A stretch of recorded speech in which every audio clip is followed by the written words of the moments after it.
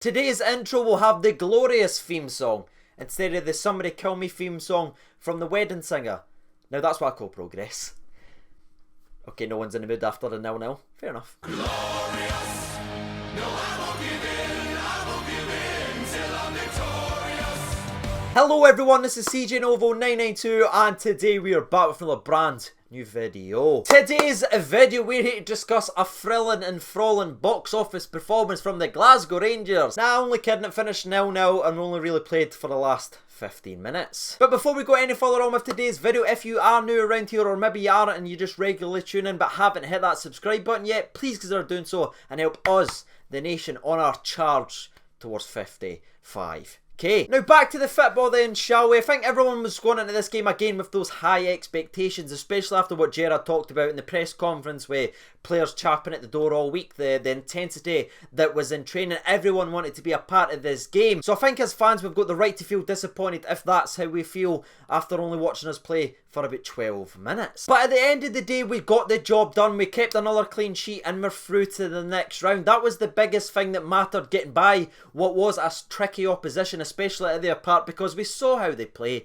I mean, every 2 seconds they were throwing themselves to the ground, holding their face, waving their hands like this, trying to get people sent off. And the last time we played this lot at that stadium, we got one of the worst footballing results, one of the most embarrassing footballing results that's ever happened in our entire history. So to come away with another clean sheet and to progress over them, I'm pretty happy with that. And if I'm honest with you, it is a pretty damn weird game to break down and try and give my fan recap on, because it was quite a boring game of football. I mean, in the entire first half, the only chance I can think of is Scotty Arfield hitting the post, but even the way we created that chance just was slightly off. It was a sort of perfect summarisation of the entire game, because we end up hitting the post after Ojo overhits a pass. The play looked dead. The goalkeeper even kind of ushering out. Arfield doesn't give up on it, hits it from a nearly impossible angle, and it hits the post and goes harmlessly away from anyone else and just goes straight back to Progres Niederkorn. That was the summary. That was the warning of what the rest of the game was going to be. Now that I look back, I see it. I think it's fair to say this wasn't the game of football that we all expected. Not even from just a Rangers perspective, which we've already discussed,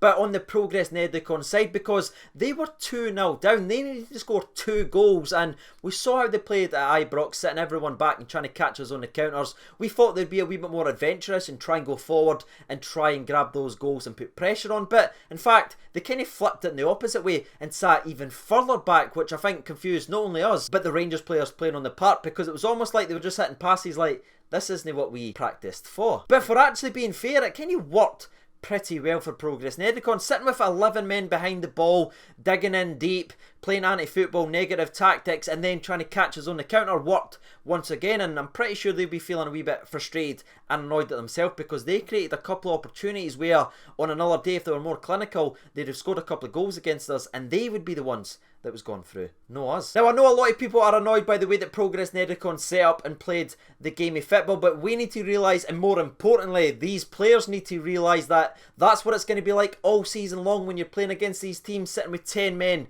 behind the ball. This is exactly what it'll be like. Now, I'm not throwing up the red danger flags and I'm not saying, oh wait a minute, I want to change my predictions, we're going to struggle. I'm sort of chalking up today's performance as just one of those games where it just didn't quite fall into place. I'm no panicking, I'm not hitting the panic button quite yet. We have games like this. I mean, it's football, everyone has an off performance, and I'm pretty sure for 80 minutes that was ours. Hopefully we've got it out of the way for the rest of the season. But all I will say is the season opener is on Sunday, and we have the perfect opportunity and the perfect film to look back on and study and try and get better on, and realise that that wasn't good enough and that's not going to work for us. Now, this is usually the part where we dive back into the first half and we break down more opportunities, but honestly, for the life of me, I cannot think of one other chance that we created in that first half. I'm sure you guys will dive into the comment section and will scream at me for getting some, but I'm pretty sure the Scotty Arfield post was the best thing that we'd done in that entire first half. The only other chances I can think of is Progres Niederkorn going very, very close from a corner about the 16th, 17th minute. Now, we did make one change at half time, and that was taking Bonabir Barisic off, who was on a yellow card. But I want to just ask you guys down in the comments to summarise his performance up in one word, because to me, once again, Bonabir Barisic was quote unquote awful. I mean, at one point he just passed the ball out of play and there was no one even ruined him. Now, unlike Grezda and Kyle Lafferty, Bonnebear Barisic is the only one that remains at the football club who Gerrard subbed off on that behind the doors friendly game versus Liverpool, and we got better when they came off. This guy's been given chance after chance after chance, and bar a couple of little bright sparks during pre-season, I'm not seeing a guy that's fighting and dying for the shirt. I'm just seeing the same kind of lackadaisical BB, and I didn't want to be saying that because he is tremendously talented, but talent only gets you so far. I want to see the hard work that comes with it. And for the next 25 minutes, we had a couple wee oh maybe moments where either the pass was slightly overhit, underhit, or the defender blocked out. We never made a clear-cut opportunity. In fact, it was Progres Niederkorn who once again went very close to scoring. After a long shot that was hit at Alan McGregor, it just kind of rebounded off him. They crossed it back in and he was free inside the box and he volleyed it over. That was the warning sign for the entire team to wake up, because if he puts that in, gonads start to jangle. And from there we made our two other changes that we could make in the game, with Scotty Arfield coming off, who once again does look like he's 3 weeks behind everyone else, just slightly off once again by Scotty Arfield. We brought on Greg Docherty, who tried his best to create things, but again, it never quite, unfortunately, worked out. And we also brought on Alfredo Morelos for Jermaine Defoe. And what really annoys me about this substitution is we only started playing football that suits Jermaine Defoe once Jermaine Defoe came off. Does that make sense to anyone else watching today's video? Like the little chances inside the box, the low drivens, that's what Defoe lives on. We only done that when we took him off. But just in case you missed the game of football and you're watching my fan recap saying, CJ, this doesn't sound good, mate, this is actually quite scaring me, don't worry, we did turn the notch up and we did turn on about the 80th minute, because Ojo, who had a bit of an up and down performance, I mean, he was kicked the living you-know-what skate out of the entire game. Every time he touched it, kick, kick, kick. He started beating people, drifting beyond people. He runs inside the box and he drills it low hard for Alfredo Morelos, but the defender reacts quicker than Alfredo and gets the ball away. Now, I know some people's opinion about this chance is Ojo, one, took too many touches before trying to pass it in to Alfredo, and on the other side of that, a lot of people saying he should be shooting on his own from that angle because he basically tramp goaled it for Alfredo to hit it into an empty net. But my opinion on it is Alfredo Morelos needs to be on his toes for those opportunities. He's sitting there flat-footed. It's almost like he doesn't expect the ball to come to him. Then Ojo does hit it across. Then you see Alfredo Morelos move. Where is the movement? Where is the awareness from Alfredo Morelos? Unfortunately for the big man, just like pretty much the entire team, just slightly off it and slightly sleeping. And just to annoy us even more, that chance we just talked about with Ojo drifting by a couple of men, passing it across the box to Alfredo Morelos where the defender gets ahead of him. Yeah, that one happened again 2 minutes later. Exact same. Ojo, past 3 men, passes it across the box. The defender reacts quicker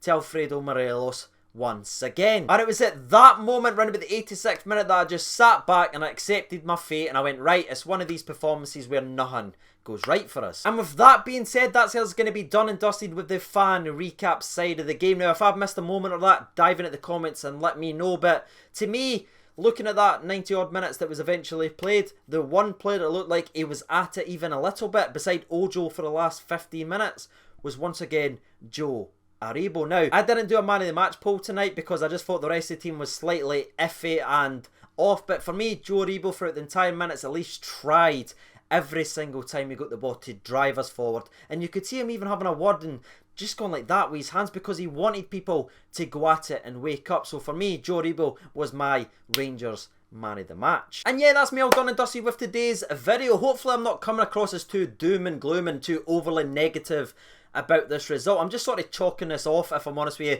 as just a one-off bad, iffy performance from the boys. But we got the job done, and that's the thing we need to focus on. Yes, there's going to be a lot of frustrations about the scoreline, but we've done the business. We're through to the next round, and once again, more importantly, we kept another clean sheet. Let's build that confidence up and go into Sunday with our heads held high. While you guys are getting your thoughts and opinions out there on the game, let's jump over to Twitter and hear from the people. Once again, I never done a man of the match poll because I only had 2 people in my mind.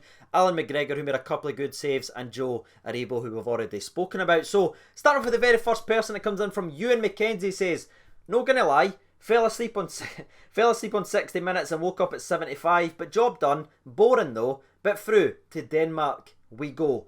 Jordan Ryson, don't know about the game, but the dream I had when sleeping through it was pretty good. Okay, I'm seeing a running theme already. 55, there we go, positivity back up. Okay, that was a funny kick about, but when is the real game starting? Honestly, thank God it's over though. Rab Lindsay writes in, my recap, game started, 93 minutes, game finished. And just a gif of SpongeBob SquarePants being bored. So thanks for sending that one in, Rab.